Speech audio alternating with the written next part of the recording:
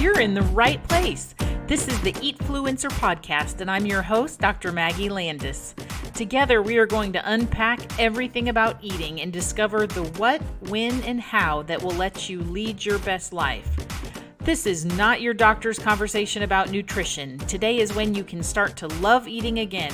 Let food be food and you be you. Get ready to get Eatfluenced.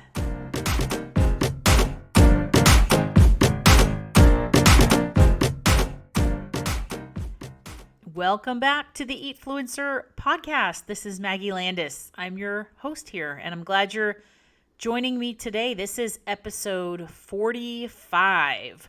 And if you are new here, a new podcast listener, I'm a physician and a public health nutritionist. That's what my training is. But I am really a diet culture disruptor and change maker.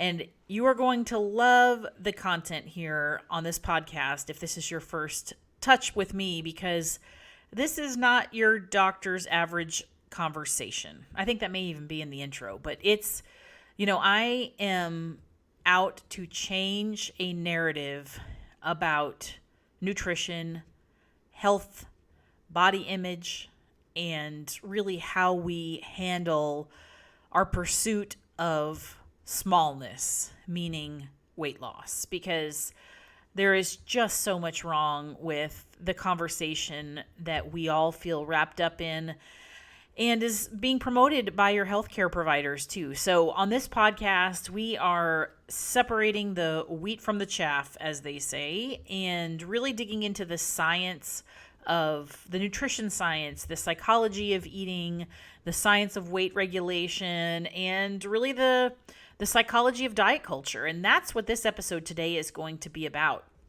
Before we get into this episode today, I have two announcements. First of all, my group coaching program, which is sort of my signature offer, I open it up only a handful of times a year, and we just finished an enrollment last week, so you cannot enroll now, but the waitlist is open. It is going to be a couple of months, but you can go to my website, maggielandismd.com, and find your way to the waitlist so that you'll be the first one to know when there is information about the next enrollment. And secondly, if you're looking for something in the meantime, I have a private Facebook group for women. If you are not already there and you are a woman and you have questions about diet culture and all of these things that we're talking about, all you need to do is send me a direct message on Instagram or Facebook, and just say Facebook. That's it. You don't even have to send me a big long message. You're welcome to send me a big long message, but you don't even have to send me a big long message. You can just type the word Facebook or even FB if you're really feeling efficient about it, and I will get you an invitation. We have lots of conversations going on. There's almost 300 women in the group, and I just started this within the last 2 months. So that's fabulous that there are that many people wanting to participate in these conversations. We do micro coaching, all sorts of fun stuff. So anyway, find your way there. And we're going to get into our episode now. So this is episode 45, defining the cult in diet culture. And I don't think it's a coincidence that the word cult happens to be in culture.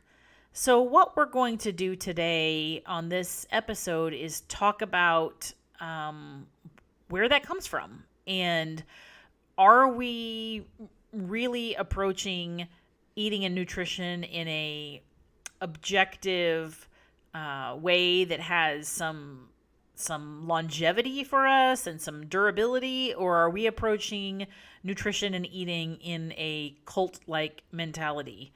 Because that's really a key question that you need to kind of ask yourself. But I want to back up one step. If you are new to listening to me teach, you may not be familiar with what is diet culture in the first place when I use that term, because I use that term a lot. And I'm not talking about a diet, like capital D diet. Of course, any sort of, named diet would be in diet culture, but it's a bigger umbrella than that, a bigger bucket than that. And what diet culture is really a social construct a cultural belief system that, in my opinion, has three components, all of which are false. Number one, that the size of your body is in your immediate control. Number two, that smaller bodies are not only socially preferred in our culture, but are healthier. And number three, that you have a moral obligation to pursue smallness at any cost. And that is where we are trapped, is in the belief system of those three things, all of which are false beliefs. So diet culture is, I'm describing a way of thinking. It's a perspective. It's not a plan or a program or a, trademarked diet. It's this culture that expects you to give all of your attention, all of your commitment, all of your resources to it at any expense, and without really regard to any outcome aside from your adherence to their, proposed way of doing things.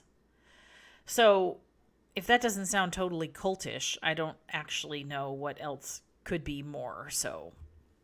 But here's the interesting thing. So this is not one of these episodes where I did like super deep dive research on. I do that from time to time. This is not one of those times. But I will tell you, I did look up the origin of the word cult, which comes from the same origin as the word culture and cultivate, by the way. The Latin word cultus, which means training or education or adoration. There's sort of a range of the definition, but culture, cultivate, cult all come from that same thing. And the origins actually are back in the 17th century, where it had a religious meaning, and really it was a description of a specific, sort of subsection of a religion where there were practices and behaviors that were unique to that group. And it really was like I said, it was a very kind of contained definition to religion. But, I looked up some definitions of cults because it's one of those words where you know what it is, right? It's like, it when you see it, it when you hear it. You sort of have this gut reflex to what the feeling is, the sort of cultish feeling. But if somebody asked you to actually define it and like write a definition on paper, that's tricky, right? It's kind of tricky for me, at least. So I looked up some other people's definition of cult because, might as well find out what other people have said. That's just as easy as sitting here and trying to poke my brain and figure it out. But here's one definition that I really liked, and I'm just going to read this verbatim. This is from, I'm sure, a very high-level source on the internet. But anyway, so a cult is a group or a movement held together by a shared commitment to either a leader or a shared ideology. It has a belief system that they have answers and a special solution that is gained only by following the rules of the group and adhering to the high level of commitment. Curious, right? And I feel like that describes a lot of these diet culture things. And a lot of the diets that I've participated on over the years were very much about that. It was about your adherence and your commitment more than it was about anything else. So that's interesting. So here's another definition. A small group, not part of a larger and more accepted group, and the smaller group has beliefs that can be regarded by many people as extreme or dangerous. Well, I don't know if diet culture is a small group. I'm going to go ahead and put that disclaimer out there. But that's interesting because I, on the outside of diet culture, do recognize that many of the belief systems that are sort of put in place and assumed when you subscribe to diet culture are extreme and are dangerous. So this one kind of hits to me. Another definition is a situation where people admire or care about something very much or potentially too much. Bingo, right? And here's another definition. A small group, I don't like the word small, honestly, it's not small, but a group of extremely devoted supporters and fans. Also pretty apropos, right? Okay, here's another one. I like this one because this has big words in it, and I'm like a total vocabulary snob. You can ask my husband about that. A particular system of worship. This is kind of citing the religious origin, but let's just think about it as dieting, especially with references to its rites of passage and ceremonies. There is an instance of great veneration, love that word veneration, of a person, ideal, or thing that is manifested by the body of admirers. So basically, an idea is put on a pedestal, a big pedestal, a golden, shiny pedestal, and your admiration is part of what defines your, acceptance into the group. And that's what it says here. A group or sect bound together by veneration. I'm going to use that word more often in my daily life. Veneration of the same thing, person, or ideal.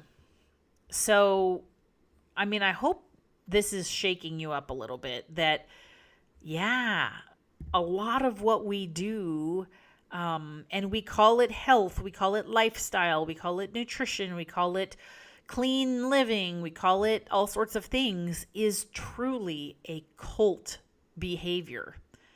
And I think we need to be honest about that. Because if we're not willing to sort of admit that, pretty much what we're doing satisfies this definition, I think that closed-mindedness is a testament to the cultish nature of it.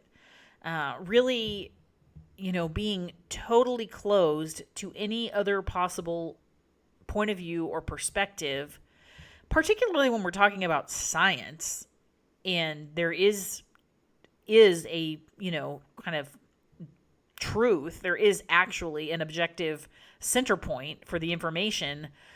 This is really concerning. So I found something that's very interesting. This is sort of some sociologists, probably did their dissertation on this, and I found this in several different sources. This is not from one place, but there's sort of 4 dimensions to cult behavior, like 4 defining qualities, I guess is what this is about, and what really sort of like puts the stamp on it that, yes, this is not just a thing, this is actually a cult. And I would like for you to think about this in the lens of the way we approach eating and food and nutrition and dieting. So number 1, they have a charismatic leader or a set of charismatic ideas. And charisma, that's a good word too. I like that. I'm going to use that in veneration far more often than I do now. But it is, charisma is not bad. Charisma's,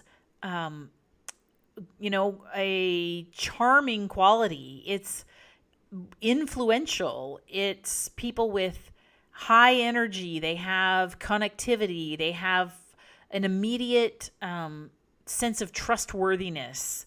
They know how to read people. They really make people follow them. They immediately are this sort of magnetized personality, and they offer a message that resonates highly. So when there's this sort of aura around the leader, and I would say that, in these religious cults, it's usually an individual person, but I would say that in diet culture, this could be an idea. There could certainly be this sort of backbone idea of whatever that diet is that is the thing. And usually there is some very strong influential advocates that may be the charismatic, front-facing person. And that is all it takes for them to get a few people on board. And then that energy and that charisma really is contagious. And that's where these, iterations of more and more and more people, the whole message, the idea that's being, so highly regarded in that group is amplified. And a lot of times it is because of a central idea or central figure that's got this charisma. Okay, the other three, let's go through it. So that was the first thing. 4 components. First one is having a charismatic leader or central idea. Next, having a transcendent belief system. This whole episode is really appealing to the vocabulary person in me. So what that means in simple language is that these groups, these systems of ideas, have a set of values and sort of a, for lack of a better word, a sales pitch that they can get you to a better place. And they know how. They are the only door to that transformation, and they will dictate who has access to that and how that access is obtained, and only the exclusive, committed few that are meet their criteria, that are selected, will get to the other side. That there's this elevation of their belief system and this exclusivity. And, a lot of times there's sort of rites of passage, there's initiation type things. And, I don't know that translates directly to diet culture, but certainly food for thought that the idea that only some people can participate and only some people are, kind of quote, good enough to see the other side or see the truth. That's absolutely what diet culture makes us feel like. And the whole lack of acknowledgement that there is social determinants of health, that there are differential resources available to people, that there is diversity in all sorts of things. That really is what this is speaking to in my head. So the number 3 component is that there's a system of control. So they have to bring you in and keep you. And we've talked about this many times in terms of diet culture. Diet culture is a business. Business. I don't know if that's 2 or 3 syllables, but it is not healthcare. It's not eating disorder treatment. It's not psychological support. It is truly business, 100% business, and a pretty darn good business. $80 billion a year is quite a good business. That's just in the United States, by the way. So the idea that diet culture depends on our dependency. I've said this before, but they are dependent on you not only coming, but coming back. And even better, if you bring a few friends. And you're like, yep, because that's what we've done. That's what I've done. That's what you've done. That's what we've all done is we join these programs, get in these groups, and there's this really charismatic kind of rah energy, and I'm going to be all in. You have to be all in. You don't dabble in diets. You go all in. Usually on Mondays, usually on January 1st, whatever day you feel like you're going all in. And that excitement keeps you there, helps you bring more people. And then, part of this system of control is cutting off sort of the outside. so that you have to do this thing and you have to be all in and you cannot question it and you cannot dabble and you cannot do this halfway and you cannot go back to what you were doing before. You, like, everything depends on you staying and committing and being adherent. Sound familiar, right?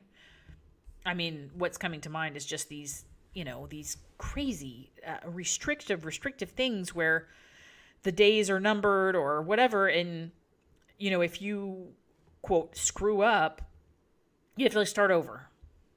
I mean, come on. There's no, zero flexibility in these things. And this is what cult behavior is that you're in or you're out. It's really binary. There's no sort of margin. So that's interesting to me. And then here's the fourth dimension or component of cult behavior is the system of influence and the peer pressure and the hierarchical sort of level of acceptance. And so, it's, you come in not totally being, initiated, or for lack of a better word, and you look to these people that are a few steps ahead, a few levels of more experience, a few kind of, rungs higher on the ladder, and you want to be that, and you give everything to be that. And so then you climb up on the ladder, and then you attract more people in to that rung right below you and sort of drag them with you. So there's this chain reaction in the belief system, and there's no acknowledgement of any other way to do things, any other way to think, any other explanations, any other potential information that doesn't fall in line is disregarded, honestly. And if you question the, integrity of the leaders or the central idea of the group, you're out. Like, it's black or white. You're in or out, right? So that's it. So there's the charismatic idea, the transcendent beliefs, the system of control, and the peer pressure and influence. Kind of scary, right? And I'm not saying this to scare you. I'm just saying this that to just be realistic. I mean, I think we need to take a step back and then take a step back from that and really look with the most objective lens possible at what we are doing. And is the way you're handling your relationship with eating like this? Is it possible that you're under the influence of something you don't wish to be? I mean, all that is just, I say this to let you have an awareness, not to shame anybody or even talk you out of it. Frankly, if you want to willfully choose to participate in diet culture, that's fine. But what I'm on a mission to do is help the people out that want out. And the first step in doing that is recognizing, are you even in? So real quick, in the interest of time here, I don't want this to be a big, long episode, but here's 5 questions to ask yourself. Is the way you're handling food and nutrition cultish? Okay. First question. Is it exclusive? Is it something that is available to everybody, every human, every size person, every level of learner?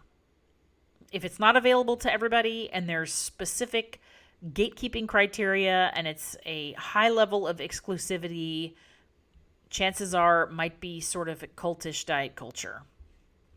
Number 2, are the leaders and proponents of this, quote, best diet, are they open-minded whatsoever to learning? Are they acknowledging dynamic scientific discovery, or are they totally inflexible and claim that this is the singular, best, only thing? Okay, keep that in mind.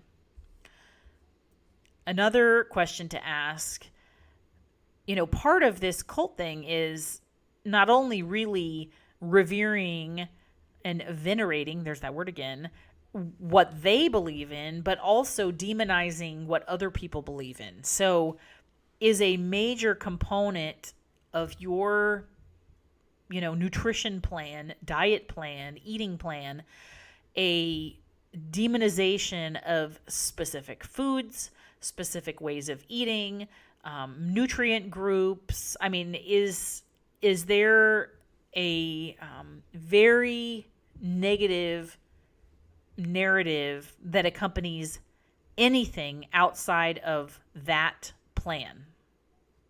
Okay, think about that. The fourth question is the program inciting this compulsion to adhere? Is it breeding an emotional attachment that is way above and beyond what would be kind of normative for, eating and preparing food? Is this a total all-consuming, what's the word? Just the belief system, really? It's not, this to me is just hook, line, and sinker when it's not a diet, it's a lifestyle. Well, that to me just tells me that it's even more of a diet. Like, if you have to take effort to tell me that, it is certainly a diet, right? So this, emotional attachment is like, you lose your objectivity when it becomes like that. So keep that in mind. And then the fifth thing is that there is a technique of using fear to either recruit people into this belief system or to keep them from leaving. So this fear factor that if you quit, bad things will happen. If you don't join us and live like we're living, eat like we're eating, bad things will happen.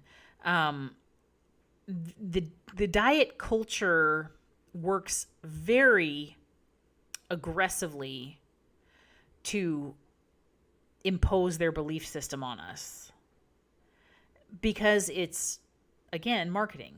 And a lot of it, unfortunately, is through this fear driver, because fear is a very powerful motivator to change. And it is a reason that people will jump in, and it is a reason that they will not jump out, because lots of very intellectual people are like paralyzed with fear. And a lot of this goes back to the charismatic leadership and the charismatic central idea. But if you're losing all sense of reason and there is no open-mindedness to bring in any new information, and there is fear breeding that bad things will happen if you stop or leave or don't come, or a emotional and sort of, intense character attachment to this lifestyle above and beyond just the behavior, and demonizing other belief systems, other perspectives, that's cultish. It's cultish. And I want you to just think, is this where you want to be? If the answer is yes, I've thought through all of this, and yes, that's good.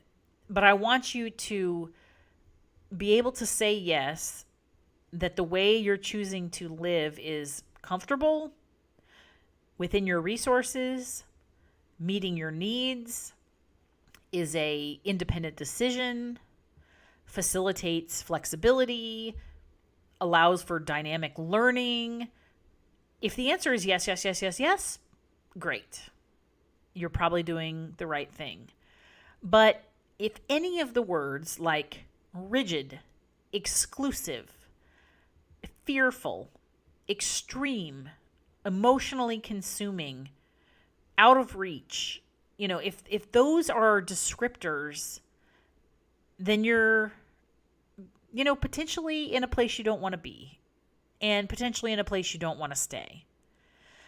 But let me tell you what, listening to this podcast, following me, joining my community, you're in the right place, because this is what I do. I'm not here to talk you in or out of anything. I'm here to bring you the facts, show you the evidence, and let you make the decision for yourself. But I think, like I said, the awareness is not even present in so many of us because diet culture does that to us, because they are effective. And I was sort of victim of that too. But you're in the right place. It's okay to change at any time if you want to. I am here to support you. It's also okay not to change if you're happy with what you're doing, but be crystal clear what belief system you're subscribing to when you continue to participate, and what is the outcome likely to be. That's all I ask. And then the other little tiny thing I ask is that if you are enjoying this podcast, please, I would super appreciate, take 5 seconds, leave me a review on your podcast player. Just do it today. I know I say this often and sometimes it gets away from you, but just do it today. Leave a quick rating, leave a quick review, and that really helps this get into the ears of more people, which is who needs to hear it? More people. And I'm glad you're here with me. As always, we'll continue this conversation every Wednesday when there's a new Eatfluencer podcast available. Thanks so much for joining me. All right, till next time. Thank you so much for being here today. If you love what you've learned, follow me on social media at Maggie Landis MD, and you'll never miss a thing. You can also check out my website at maggielandismd.com and sign up to be part of our community of eaters. Thanks again for stopping by. We'll talk again soon.